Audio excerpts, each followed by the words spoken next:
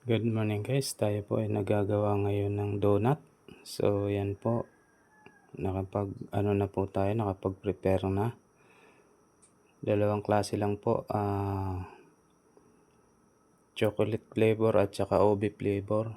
Ayan guys.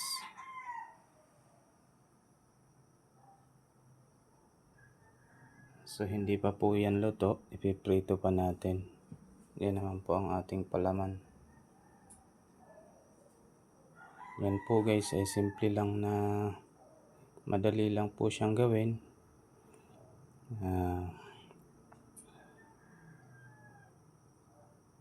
May pang merienda ka na, kumikita ka pa, nakakatulong ka pa sa iyong pamilya. Imbis na ikaw ay maglakwatsa, tayo na at tayo gumawa ng meriendang donut, almusal. Ayan.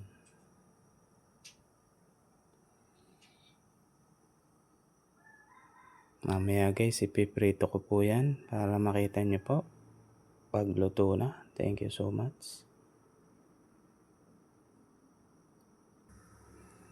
At yan nga po guys, atin na pong piprituhin itong ating donut. So guys, abangan nyo na lang po pagluto na. So guys, yan po ay golden brown na. Babalik rin na po natin. At hihinaan po natin ang apoy para hindi po siya masunog.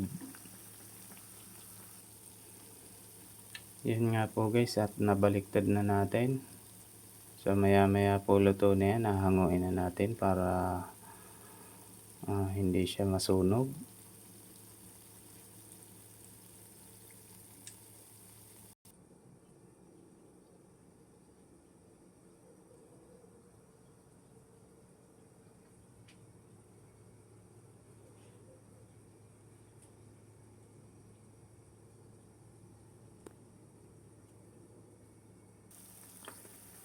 Yan guys, tuluyan na nga pong luto na. Kaya po hahanguin na natin para mapatulo ang mantika.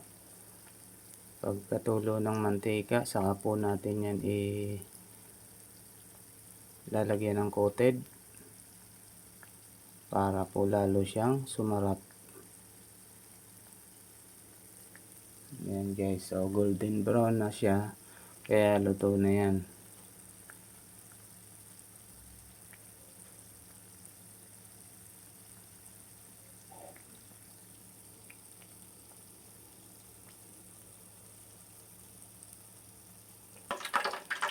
Ayan guys, sa halagang 10 piso, may masarap na donut na kayo.